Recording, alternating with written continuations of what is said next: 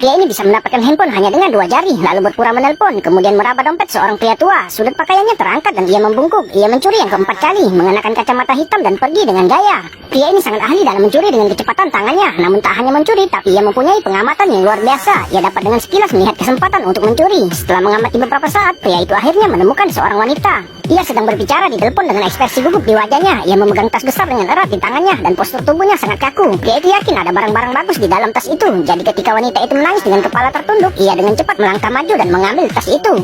Lalu segera mencari tempat sepi untuk memeriksa barang jarahannya. Namun ketika ia membukanya, hanya ada rambut palsu dan boneka beruang di dalamnya. Barang yang paling berharga adalah ponsel yang rusak. Jadi ia mengambil telepon itu dengan kecewa dan membuang tas itu ke tempat sampah. Tapi saat ia baru berjalan 2 langkah, sebuah ledakan terjadi di belakangnya. Pria itu seketika tertegun ketika ia melihat pemandangan tragis dan lubang besar di tempat sampah. Ia menyadari bahwa ada yang salah dengan tasnya.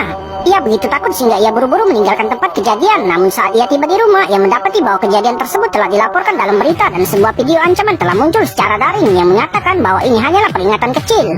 Akibatnya, kepala keamanan segera menggelar rapat darurat dan berjanji akan membawa para teroris ke pengadilan dalam waktu 24 jam. Pada saat yang sama, polisi menemukan melalui rekaman pengawasan di dekat ledakan bahwa pria itu adalah orang yang memegang tas tersebut. Jadi polisi segera mencarinya untuk menangkap pria itu. Saat itu, pria yang sedang berada di rumah kebetulan melihat berita bahwa dirinya dicari. Mengetahui bahwa situasinya tidak baik, ia pun bergegas berkemas dan bersiap untuk melarikan diri. Namun begitu keluar pintu, ia melihat seorang pria sedang bertanya kepada para tetangga tentangnya. Karena putus asa, ia pun memanjat keluar jendela dan memilih untuk melarikan diri dari atap. Tanpa diduga, tak lama setelah ia berlari keluar, ia terlihat oleh polisi.